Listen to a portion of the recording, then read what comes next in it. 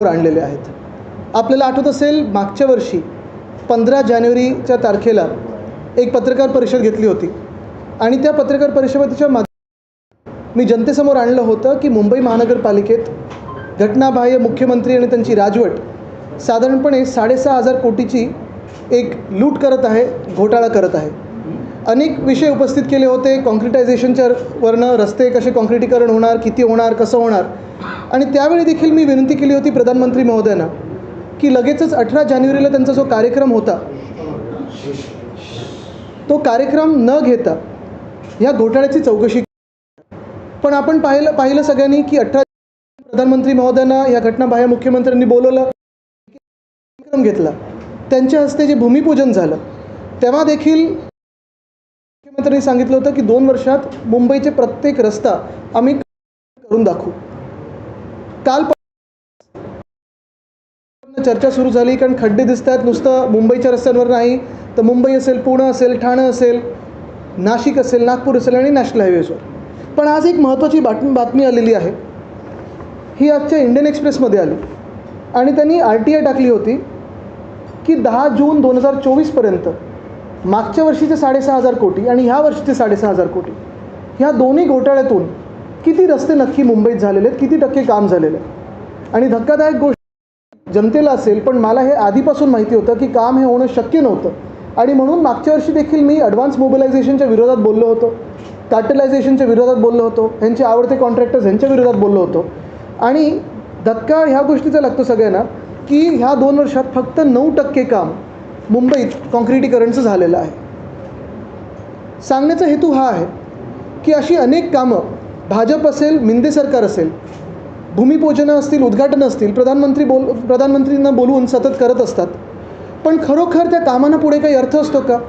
ठीक आहे, स्वतःसाठी खोके काढत असतील भाजपवाले, स्वतःसाठी खोके काढत असतील मिंदे सरकारवाले, किती टक्के काय तुम्हाला सगळ्यांना माहिती आहे, चर्चा ही सर्वत्र आहेच. पण तसंच माझ्या कानावर येतं आहे की 5 तारखेला पुन्हा एकदा या राजवटीने प्रधानमंत्री महोदयांना त्यांच्या व्यस्त शेड्यूलमधून बोलवून ठाण्यात असेल, मुंबईत असेल, काही महत्त्वाची भूमिपूजन आणि उद्घाटनासाठी त्यांना बोलवलेलं आहे. आता त्याच्यात एक कदाचित काम जे माझ्या कानावर येतं आहे ते म्हणजे गायमुख भाईंदर हा जो साधारणपणे रस्ता आहे 14,000 कोटीचं काम आहे. त्याच्यात 8,000 कोटीचं टनेल आहे, 6,000 कोटीचं हा एलिव्हेटेड रोड आहे. आता गायमुख भाईंदर रस्ता ठीक आहे, होणं गरजेचं आहे, व्हायलाच पाहिजे. आमचं जेव्हा सरकार येईल ते देखील आम्ही करू काम. पण ह्या 14,000 कोटीचं जे काही टेंडर MMRDने काढलेलं आहे ह्याच्यात गंमत बघा अशी केली आहे त्यांनी. पहिलं टेंडर डॉक्युमेंट इश्यू कधी केलं आहे तर 13 सप्टेंबर 2024. 13 सप्टेंबर 2024ला टेंडर डॉक्युमेंट इश्यू केलेलं आहे आणि फायनल सबमिशन डेट ही कधीची ठेवली आहे? आजची 3 ऑक्टोबर. 14,000 कोटीच्या कामासाठी कोणी शॉर्ट टेंडर नोटीस या देशाच्या इतिहासात काढलेलं आहे का? शॉर्ट टेंडर नोटीस कधी काढतो आपण? कधी कुठची इमर्जन्सी असेल, कधी एखादं डिवायडर असेल, मॅनहोल असेल, कुठेतरी खड्डा पडला ते बुजवायचं असेल आणि टेंडर काढणं गरजेचं आहे. 7 दिवसाचं, 15 दिवसाचं छोटं मोठं काम जिथे असतं तिथे आपण शॉर्ट टेंडर नोटीसनी काम करतो. पण एवढ्या मोठ्या कामासाठी ज्याला या कामाला पुढचे 3-4 वर्ष जातील, हे खोके सरकार जर असेल तर अजूनच वर्ष जातील, अशा कामासाठी 14,000 कोटीच्या कामासाठी 20 दिवसाचं टेंडर काढणं हे किती योग्य? बरं, कदाचित ह्याचं भूमिपूजन होऊ शकेल कारण परवाच्या दिवशी घटनाबाह्य मुख्यमंत्र्यांनी प्रधानमंत्री महोदयांना बोलवलेलं आहे, ठाण्यामध्ये नेणार आहेत असं मी ऐकलेलं आहे आणि तिथे अनेक जी भूमिपूजन होणार आहे त्याच्यात हा देखील एक मोठा कार्यक्रम होईल. पण हे सगळं होत असताना मी प्रधानमंत्री महोदयांच्या कार्यालयाला विचारू इच्छित आहे की आपल्याला देखील मागच्या वर्षी पण मी सांगितलं होतं की रस्त्याचं भूमिपूजन करू नका कारण जी बदनामी होते ती PMOची होते, प्रधानमंत्री महोदयांची होते. रस्त्याचं काम एकसुद्धा मुंबईत झालेलं नाही आहे ज्या रस्त्याचं काम भूमिपूजन प्रधानमंत्री महोदयांच्या हातून ह्यांनी करून घेतलं होतं. त्यावेळी देखील मी चांगल्या मनाने सांगितलं होतं, कुठेही मनात द्वेष न घेता, कुठेही मनात काही राजकीय हेतू न धरता मी सांगितलं होतं की भूमिपूजन करायच्या आधी पहिली चौकशी करा. मी बघितलेलं आहे एवढे वर्ष मुंबई महानगरपालिकेत जवळून काम करत असताना किंवा मुख्यमंत्र्यांच्या कार्यालयात देखील मी त्यावेळी बघत असताना, सरकार महाविकास आघाडीचं असताना एखादी बिल्डिंगचं जरी उद्घाटन करायचं असेल तरी OC आल्याशिवाय बिल्डिंगचं उद्घाटन CMO किंवा कुठचंही कार्यालय करू देत नाही. मग हे जे काही गायमुख ते भाईंदर रस्त्याचं आणि हे 14,000 कोटीचं शॉर्ट टेंडर नोटीस जी काढलेली आहे ह्या शॉर्ट टेंडर नोटीस काढून भूमिपूजन जर करत असाल तर एन्व्हायरमेंटल क्लिअरन्स आलं आहे का, सॉईल टेस्टिंग झालं आहे का, जिओ टेक्निकल सर्वे झालं आहे का, म्हणजे अजून कॉन्ट्रॅक्टर तुम्ही नेमला नाही आहेत आणि भूमिपूजन करायला तुम्ही उडी मारत आहात. आणि असंच तुम्हाला सांगतो, हेच ठाणे बोरिवलीत जे टनेल केलं त्यांनी, मला वाटतं कदाचित त्याचं परत एकदा भूमिपूजन होईल की पहिल्यांदा होईल मला माहीत नाही, पण ह्याच्यात एक गोष्ट धक्कादायक आहे की जे कॉन्ट्रॅक्टरनी बँक गॅरंटी दिली, जी बँक गॅरंटी आहे ती सेंट लुशिया या देशाची आहे, एका परदेशी बँकची आहे, करेबियनमध्ये वेस्ट इंडिजमध्ये ही बँक आहे. त्या बँकला आपल्या देशाने RBIने मान्यता दिलेली आहे का, मान्यताप्राप्त बँक आहे का, ती बँक गॅरंटी पकडून घेऊ शकतो का. आणि म्हणून मी दोन्ही प्रश्न विचारतो की ज्या कामांमध्ये एक तर शॉर्ट टेंडरचं नोटीस किती योग्य आहे हे पहिली गोष्ट आहे, दुसरं म्हणजे बँक गॅरंटी किती ही बाहेरची योग्य आहे ते आहे, पण ज्या कामामध्ये फायनान्शियल इरेग्युलरिटी आहे आणि ॲडमिनिस्ट्रेटिव्ह लॅप्सेस आहेत, ज्या कामांना अजून मुळात काही परवानगीच मिळाली नाही आहे, त्या कामांचं भूमिपूजन करून घेणं घाईघाईत हे कितपत योग्य आहे. कारण प्रधानमंत्री पदाची एक गरिमा असते, ती राखणं गरजेची आहे, त्याचं एक स्टॅचर आहे त्या पदाचं, ते राखणं गरजेचं असतं. तसंच आपण पाहाल की परवाकडे आता हा पण विषय येतो समोर की कदाचित मेट्रो लाईन 3 ह्याचं देखील RA ते BKC हे उद्घाटन करतील. आहेत आमच्याकडे घटनाबाह्य मुख्यमंत्री आहेत जे अर्ध्या किलोमीटरचं उद्घाटन करतात आणि मग गेम चेंजर असं सगळीकडे बोलतात. पण हा गेम चेंजर तुम्ही स्वतःचं पण पद ठीक आहे, तुम्ही त्या पदाची इज्जत ठेवलेली नाही आहे, खोके धोके देऊन जे पद तुम्ही चोरलं ते तर आहेच, पण प्रधानमंत्री महोदयांना जेव्हा तुम्ही बोलवता तेव्हा एखादा प्रोजेक्ट अर्धवट असताना परत त्याच्यात आपण पाहाल अनेक फायनान्शियल इरेग्युलरिटी आहेत जे उद्घाटन झाल्या आम्ही तुमच्या समोर आणू. कारण आमचं देखील सरकार असताना आम्ही माहिती काढून ठेवलेली आहे, RTIमधून पण माहिती प्राप्त झालेली आहे की मेट्रो 3मध्ये फायनान्शियल एस्केलेशन किती झालेलं आहे. आमचं सरकार येण्याच्या आधीच 10,000 कोटीचा खर्च जो झालेला आहे त्याचं कुठेही उत्तर नाही आहे. प्रत्येक स्टेशनचं एस्केलेशन ह्याची आमच्याकडे माहिती आहे. आता 2 वर्ष झाली, 2.5 वर्ष होतील हे घटनाबाह्य सरकार बनून, तरी देखील मेट्रोचं काम पूर्ण झालेलं नाही आहे, अनियमितता जास्तीत जास्त आहे. आणि अशा कामांसाठी तुम्ही प्रधानमंत्री महोदयांना बोलवणं किती योग्य आहे. ठीक आहे, भाजपला कदाचित सवय असेल अर्धवट कामांची उद्घाटन करायची. आपल्याला आठवत असेल मुंबई महानगरपालिकेच्या आधी 2017मध्ये शिवस्मारकाचं भूमिपूजन केलं, जलपूजन केलं, अजूनही त्या कामाचा कुठेही पत्ता नाही. कॉन्ट्रॅक्टर नेमला आहे का, काम सुरू झालं आहे का ते या सरकारने सांगितलेलं नाही आहे. 2017पासून आता 2024 आता 25 उजाडेल. तसंच आपल्याला आठवत असेल छत्रपती शिवाजी महाराजांचा पुतळा घाईघाईत उद्घाटन केलं, तो पडला तिथे पुतळा. म्हणजे एका बाजूला सरदार पटेल यांचा पुतळा तुम्ही चांगलं बनवता, पण दुसऱ्या बाजूला आमच्या शिवरायांचा पुतळा जसा बांधला त्याच्यातून निर्लज्जपणे तुम्ही आम्हाला सांगता की ह्याच्यातून अजून काहीतरी चांगलं येईल आणि आता जास्तीचं टेंडर काढलं. आपल्याला आठवत असेल राम मंदिरचं देखील उद्घाटन अर्धवट केलं गेलं, राम मंदिर पूर्ण नसताना त्यांनी उद्घाटन केलं. संसद भवन जी नवीन झालेली आहे तिथे देखील गळती लागलेली आहे, पाण्याची गळती तर आहेच, पण आपण पाहतोय की अशी सगळी कामं करून नक्की काय साधायचं आहे भाजपला आणि या मिंदे सरकारला, हा माझा सवाल. आणि म्हणून ही सगळी कामं आपण पाहत असाल निवडणुकीच्या आधीच्या ज्या थापा आहेत. एक तर मी सांगेन निश्चितपणे की MMRDने जो काही घोटाळा केलेला आहे आणि जो घोळ घालत आहेत, मग ते पॉड्समध्ये असतील किंवा ह्या ट्विन टनेलमध्ये असेल, MMRDA चीफनं पण मी सांगत आहे की तुम्हाला चौकशी समोर जायला लागणार. आमचं सरकार येत आहे, मग चौकशी समोर की आत हे तुम्ही ठरवायचं, पण आमच्या महाराष्ट्राला लुटू नका, आमच्या मुंबईला लुटू नका. तुमचं जे काम आहे ते नियमितपणे करा, पूर्ण पाठिंबा असेल, पण लुटायला गेलात तर आम्ही सोडणार नाही.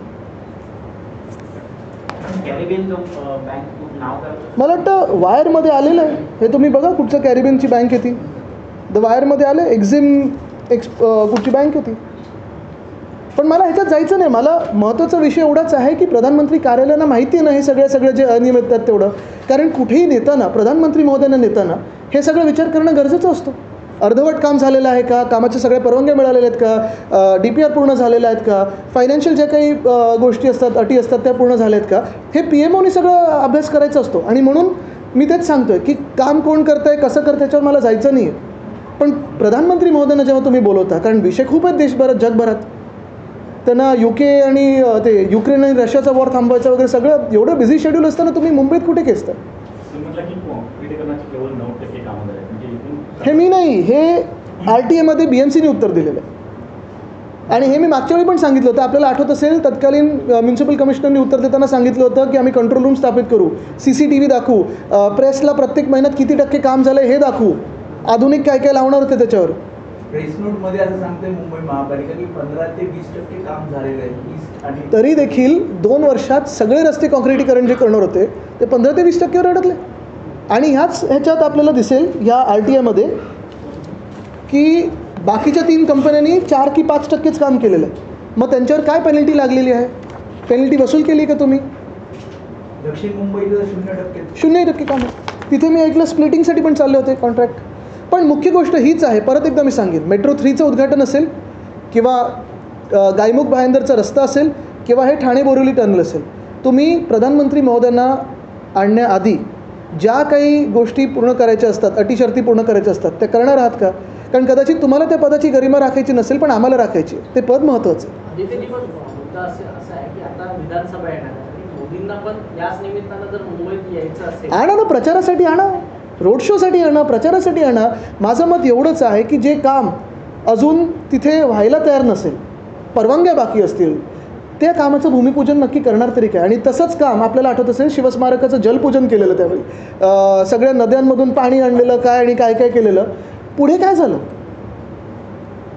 मोदींना पण उद्घाटनाच्या निमित्तानं जर रणशिंग फुंकायचं असेल तर जे खोटं काम आहे ते लोकांना दिसेल.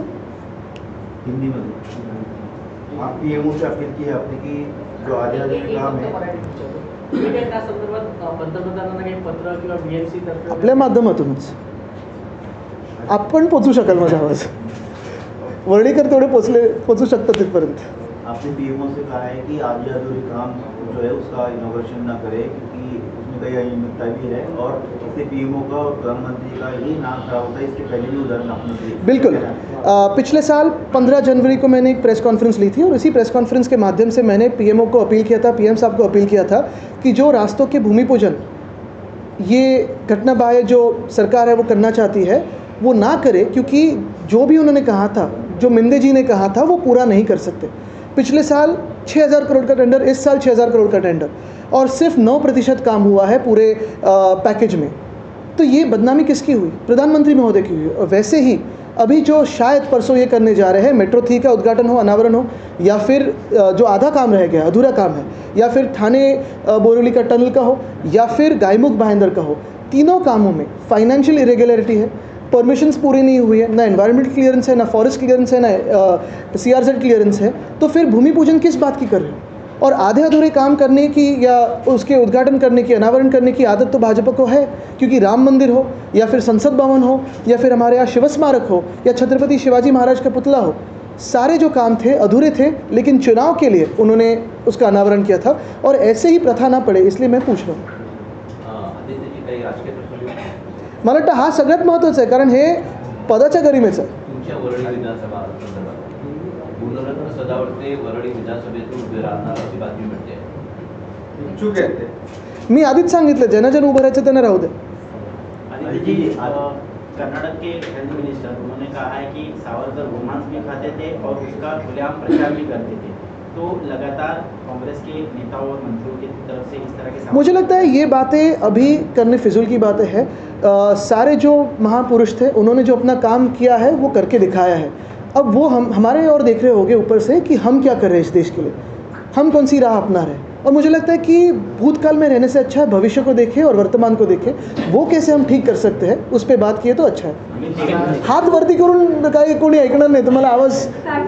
255 acres of salt pan land has been allotted by the Maharashtra government now for all those people who they say are ineligible for Dharavi redevelopment project. How do you see this specifically because of the concern for environment? On the Dharavi redevelopment project, there are much more troublesome facets to it, and I will be speaking on it very soon in a separate press conference on Dharavi itself.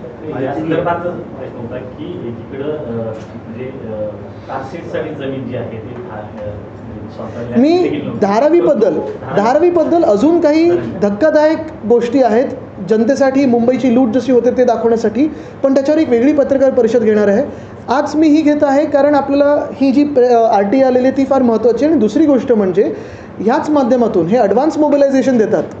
Advance मोबिलायझेशनमधून काय पुढे advance होतं आणि काय mobilise होतं, कोणाचे interest mobilise होतात हे लोकांना कळणं गरजेचं आहे. आणि परत एकदा आपल्याच माध्यमातून मी पुन्हा एकदा प्रधानमंत्री कार्यालयाला हीच विनंती करेन की तुम्ही भूमिपूजनाला या, नक्की या, सगळं स्वागत करू आम्ही. पण येण्याच्या आधी ह्या ज्या काही गोष्टी आहेत त्याचा अभ्यास करून या, कारण प्रधानमंत्री पदाची बदनामी ही आम्हाला तरी मान्य नाही, भाजपला मान्य असेल, आम्हाला मान्य नाही. अमित शहा देखील परवा येऊन गेले, त्यांनी सांगितलं की 2024चं सरकार हे माहितीचं असेल, पण 2029चं मात्र 100% भाजपचं असेल. मला वाटतं मला माझ्या महाराष्ट्राबद्दल जास्ती प्रेम आहे. कोणाला सरकार बनवायचं आहे, कोणाला काय सत्ता गाजवायची आहे, कोणाला महाराष्ट्र लुटायचं आहे, हे सगळ्यांना माहिती आहे.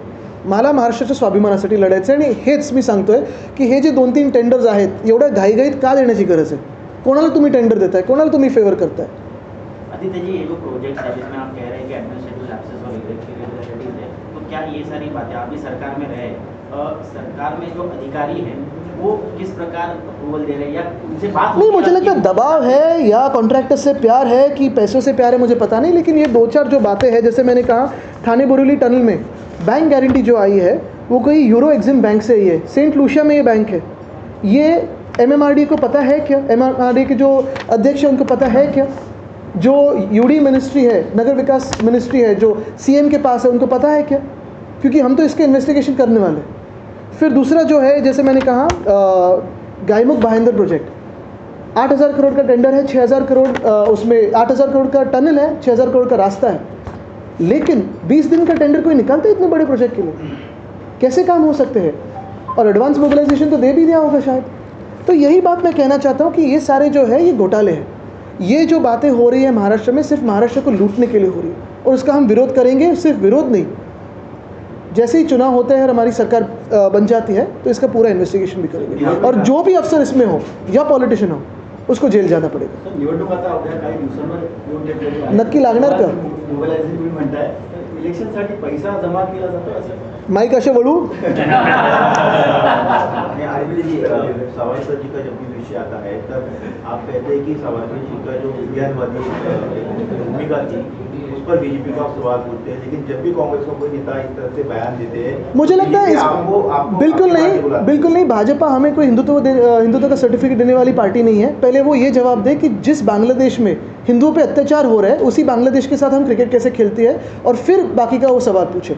आज के लिए मुझे लगता है इतना काफ़ी है कि यही अहम बात रहती है कि प्रधानमंत्री महोदय मुंबई में आने वाले हैं, थाने में आने वाले हैं, और जिन कामों का वो अनावरण करने वाले हैं या भूमि पूजन करने वाले हैं, वो काम उसकी शुरुआत होने के लिए तैयार है भी क्या, या सिर्फ कॉन्ट्रैक्टर्स को फेवर करने के लिए और बीजेपी और मिंदे सरकार को फेवर करने के लिए ये काम हो रहे हैं. क्योंकि ऐसे ही हमारी आंखों में धूल फेंक हुई है पहले भी, शिव स्मारक हो या फिर राम मंदिर हो.